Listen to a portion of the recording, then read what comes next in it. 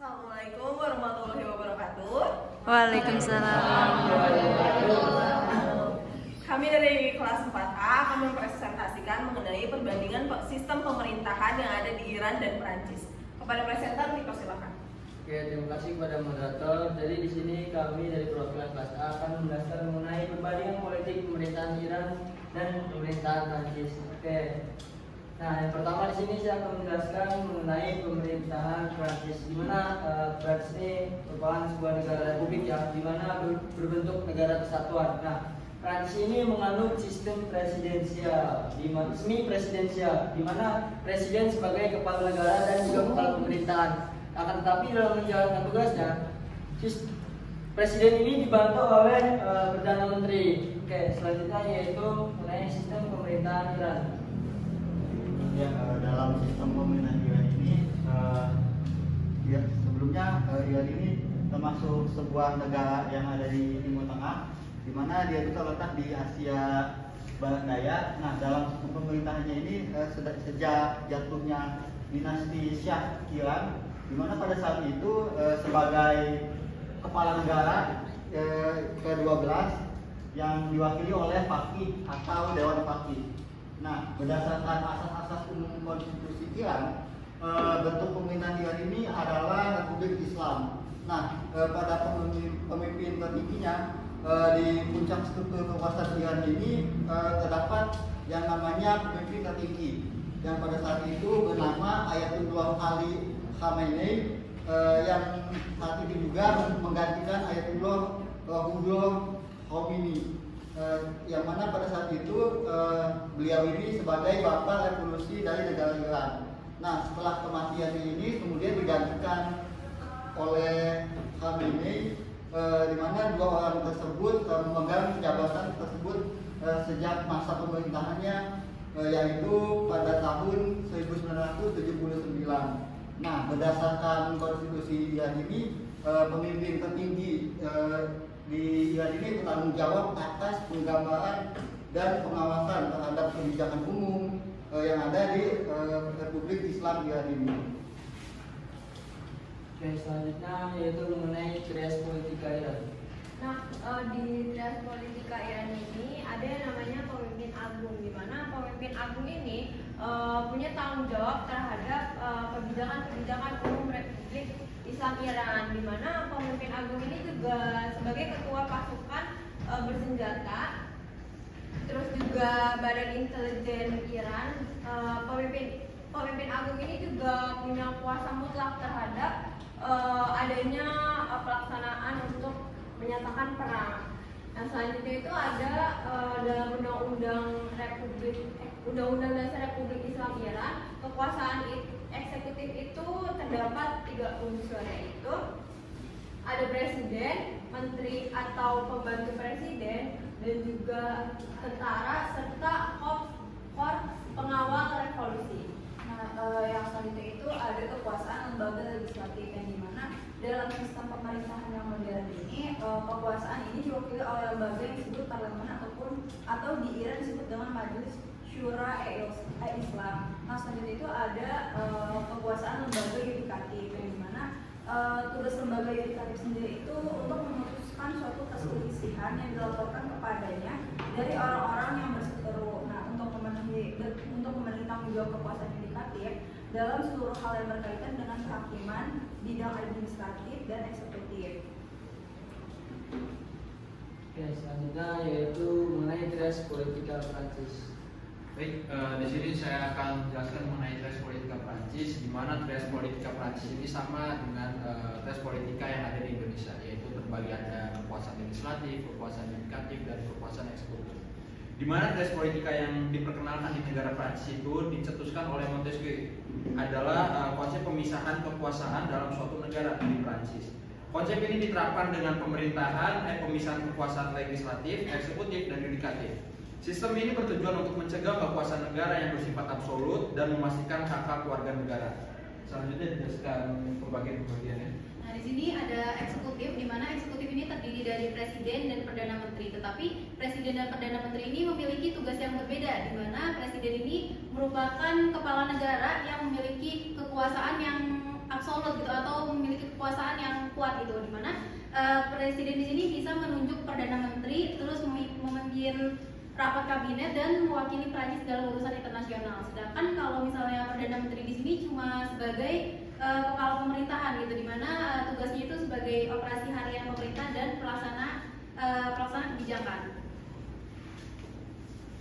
Oke, selanjutnya di negara Prancis itu ada legislatif, yang dimana legislatif negara Prancis itu dikenal juga sebagai Parlemen France, yang dimana Parlemen France ini adalah salah satu institusi kunci dari sistem politik yang ada di negara Prancis itu sendiri. Sistem pemerintahan negara Prancis ini adalah bentuk yang sudah dijelaskan oleh teman saya adalah semi presidensial, yang dimana legislatif ini terbagi menjadi dua, yaitu ada Majelis Nasional dan juga Senat, yang dimana Majelis Nasional ini adalah parlemen Prancis yang memiliki peran yang lebih dominan dalam proses legislatif, yang mana anggota Majelis Nasional ini disebut sebagai deputi, yang dimana dalam sistem politik negara Prancis itu terdiri dari 577 deputi yang mewakili berbagai konstituen di seluruh Prancis. Dan yang kedua itu ada Senat, yang dimana Senat ini adalah majelis tertinggi dalam parlemen Prancis.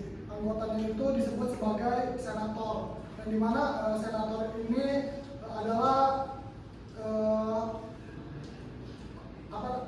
perwakilan di negara Prancis itu sendiri, yang dimana jumlah senator ini adalah 348. Yang dimana senator sendiri itu bertindak sebagai penyeimbang bagi Majelis Nasional, memberikan pandangan kedua terhadap rancangan undang-undang, dan juga senator ini tidak memiliki kekuasaan yang menghentikan undang-undang yang telah disetujui oleh Majelis Nasional. Mereka itu dapat menunda dan meminta revisi. Selanjutnya pengertian dari kekuasaan yudikatif di Res Politika Prancis, di mana kekuasaan yudikatif di Prancis itu merujuk pada kekuasaan yang dimiliki oleh badan-badan peradilan dalam suatu negara untuk menafsirkan undang-undang dan memberikan keputusan hukum yang akhir dan mengikat. Badan-badan peradilan ini bertugas untuk menegakkan hukum dan menjaga keadilan, menyelesaikan sengketa antara individu ataupun pihak yang berselisih, serta memastikan bahwa hukum yang dilegalkan secara adil dan objektif. Oke, selanjutnya itu mengenai sistem pemilu Iran akan dijelaskan. Ya, sistem pemilu di Iran dilaksanakan 5 tahun sekali. Terus di Iran juga presiden itu bukan pemimpin yang tertinggi. Orang yang memegang kekuasaannya itu ada banyak. Yang pertama itu ada pemimpin agung. Nah, pemimpin agung itu adalah panglima tertinggi angkatan bersenjata Iran dan juga mengendalikan aparat keamanan. Ia juga menunjuk kepala kehakiman setelah anggota dewan penjaga yang berpengaruh. Terus juga ada presiden. Presiden ini tuh dipilih untuk masa jabatan 4 tahun, nggak bisa menjabat lebih dari 2 periode berturut-turut. Selanjutnya ada parlemen. Parlemen itu berwenang membuat undang-undang dan juga menolak anggaran tahunan, serta mengangkat dan juga memakzulkan menteri pemerintahan dan juga presiden.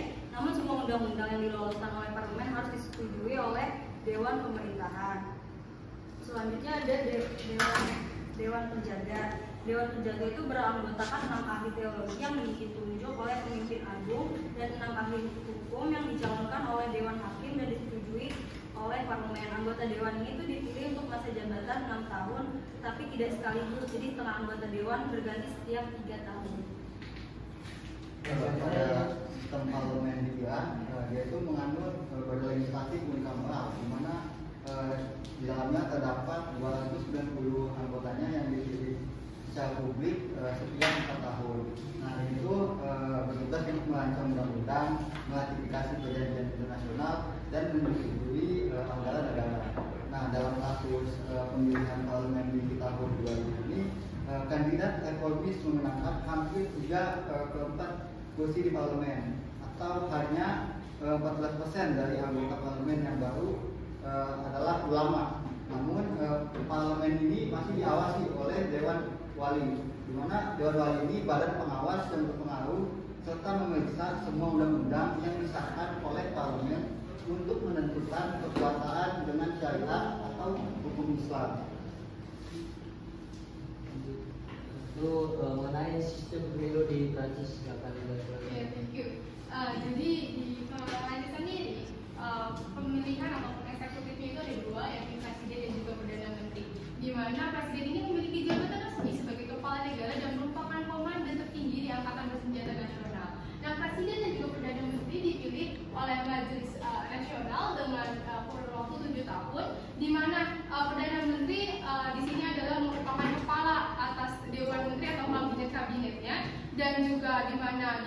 kekuasaannya sendiri, Presiden itu bertanggung jawab atas kebijakan luar negeri dan juga pertahanan nasional, sedangkan Perdana Menteri bertanggung jawab atas kebijakan domestik dan juga pemerintahan. Artinya Perdana Menteri dan juga Presiden secara terpilih berasal daripada partai pesaing yang berbeda.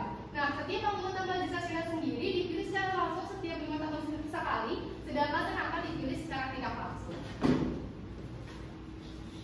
Oke, selanjutnya itu bagaimana cara sistem pemilihan Majelis Nasional dan juga senator ya. Kalau Majelis Nasional itu kan dipilih tadi 5 tahun sekali dan menurut persyaratan itu kandidat anggota Majelis Nasional itu setidaknya harus memiliki 500 tanda tangan dari pejabat yang ada di Perancis untuk verifikasi atau validasi dirinya agar bisa mencalonkan sebagai anggota Majelis Nasional.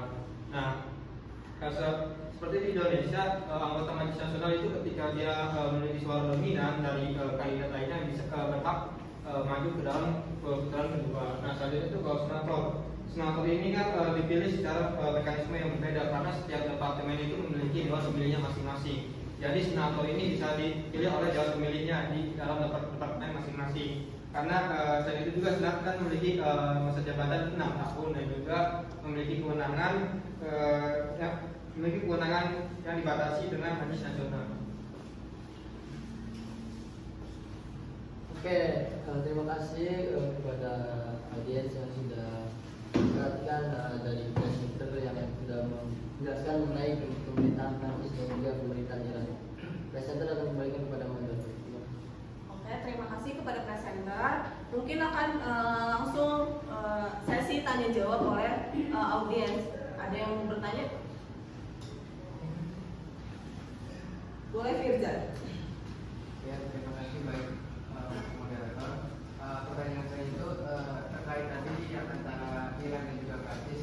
Menurut kalian itu dari kalian cari bagaimana sih bentuk kerjasama ekonomi antara negara Iran dan juga negara Prancis? Oke, sebelumnya kita akan membuat 2 sesi, yaitu 6 pertanyaan, tapi 3 pertanyaan untuk sesi pertama, 3 pertanyaannya untuk sesi kedua. Oke, yang kedua, Frida. Terima kasih moderator. Ingin bertanya, apakah terdapat perbedaan dalam penanganan isu hak antara Prancis dan Iran? Oke, selanjutnya boleh Akmal. Nah, kan kita tahu ya urusannya presiden Iran, apa di Iran itu presiden telah mengalami kecelakaan dan sehingga kehilangan presiden Iran. Nah, lalu siapakah yang menggantikan jabatan ini? Apakah ada wakilnya atau senator tingkat tingginya? Lalu bagaimana sih tanggapan dari Prancis ini terhadap kasus tersebut? Oke, pertanyaan dikit dulu oleh para presenter, mungkin akan dijawab. Kita membutuhkan waktu sekitar 5 menit. Terima kasih.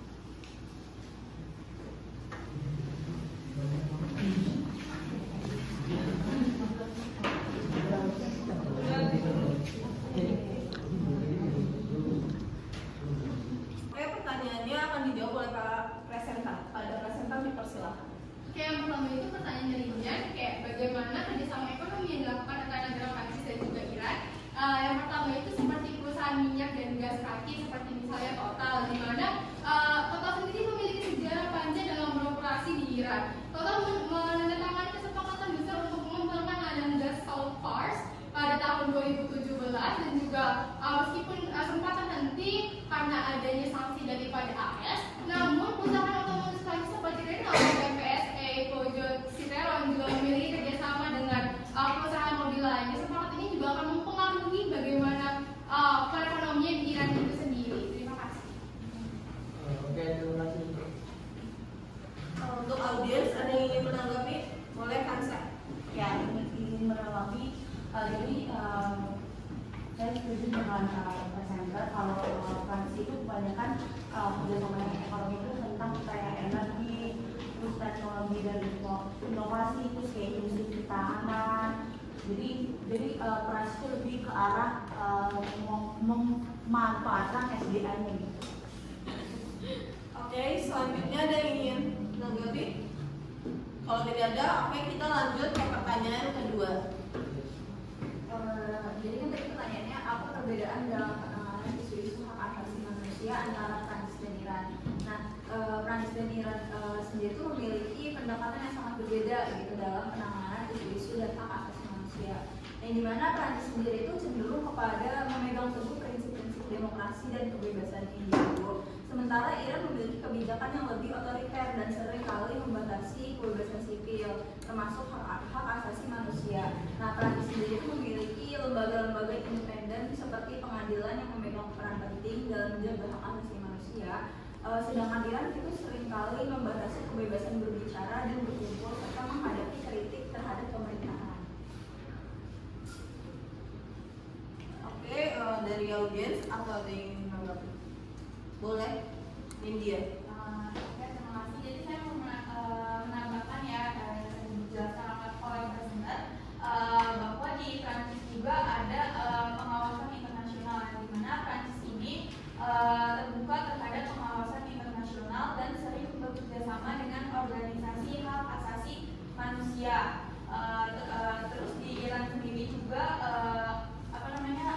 Iran ini kan Republik Islam gitu, yang dimana hukum syariah Islamnya ini menjadi sebuah dasar dari sistem hukum negara Iran sendiri. Oke, selanjutnya ada yang ingin menanggapi? Boleh, Malinda. Jadi dinamain dari India, jadi Prancis ini memiliki sejarah panjang dalam advokasi HAM-nya dan dikenal karena komitmennya terhadap perlindungan dan kemajuan hak tersebut. Di mana negara tersebut itu telah membentuk rangka hukum serta lembaga untuk melindungi hak asasi manusia seperti Konstitusi Prancis dan Komisi Nasional Hak Asasi Manusia. Di sisi lain, Iran itu mendapat kritik atas catatan HAM yang oleh berbagai organisasi internasional. Amnesty International itu sudah melaporkan kasus-kasus unjuk rasa yang menjadi sangat kekerasan pelecehan seksual dan semacam listrik saat berada di sana. Oke, selanjutnya boleh Raffi dulu. Nah, jadi Prancis sendiri itu memiliki sistem hukum gitu yang didasarkan pada prinsip-prinsip hak asasi manusia gitu. Dan Prancis ini bisa dibilang aktif gitu dalam mempromosikan untuk dan melindungi hak asasi manusia gitu. Dan sementara di sisi lain Iran itu memiliki pendekatan yang berbeda gitu terhadap hak asasi manusia gitu.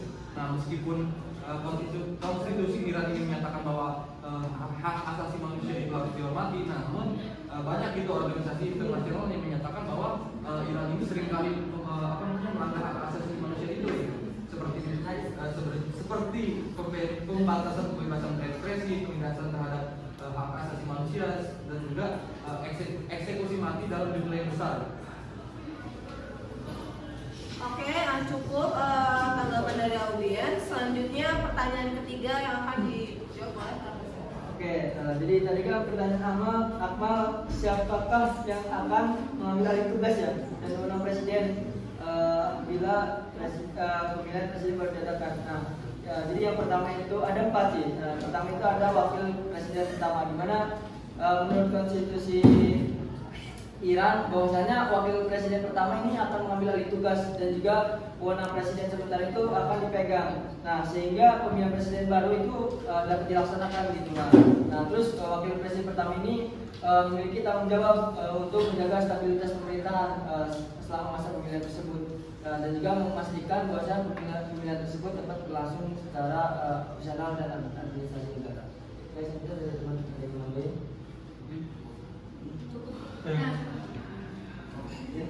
Nah, terus di sini ada dewan pengawal atau guardian wakil, di mana dewan pengawal berperan penting dalam mengawasi proses suksesi dan pemilihan presiden baru. Di mana mereka ini memastikan bahwa proses pemilihan berjalan sesuai dengan hukum dan aturan yang berlaku. Yang ketiga itu ada pemimpin tertinggi, yang bagaimana pemimpin tertinggi di Iran itu kan ada presiden, ada wakil presiden dan juga yang lain-lainnya. Jadi ketika memang wakil presiden itu tidak bisa naik, itu bisa digantikan oleh pemimpin tertinggi atau supir leader. Yang dimana pemimpin tertinggi ini memiliki pengaruh besar dalam pemerintahan. Jadi yang opsi keempat itu bisa diadakannya pemilihan presiden baru, di mana dari konstitusi negara itu mengatur bahwa pemilihan presiden baru itu harus diadakan dalam jangka waktu yang ditentukan untuk memastikan legitimasi kepemimpinan. Oke, cukup dari para presenter. Apa ada yang ingin menanggapi? Boleh, Asti.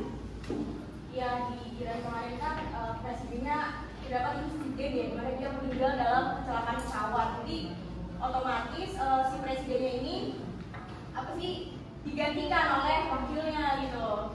Dimana pemilihan presiden terakhir di Iran ini kan pada tahun 2021, sedangkan waktu masa jabatan presiden ini kan selama 7 tahun. Nah berarti otomatis digantikan oleh wakilnya dulu, sedangkan pemilihannya nanti gitu. Jadi presiden sementara ini bertugas untuk menjaga stabilitas negaranya dan mengorganisir pemilihan presiden baru. Oke, mungkin cukup sekian presentasi hari ini. Saya Ratu Malaysia Mediani sebagai moderator dan saya Muhammad Abdul sebagai presenter. Saya Tisma Azhara, saya Fadila Azhara, Saya Naida Kelana. saya Dara Aulia, Saya Muhammad Abdul Nugraha. Saya Sofia Faradiana. Saya Ahmad Zazalidin. Saya Muhammad Anam. kita semua pamit untuk bersama teman-teman kelas 4A mengucapkan terima kasih dan kita tutup presentasi hari ini. Assalamualaikum warahmatullahi wabarakatuh.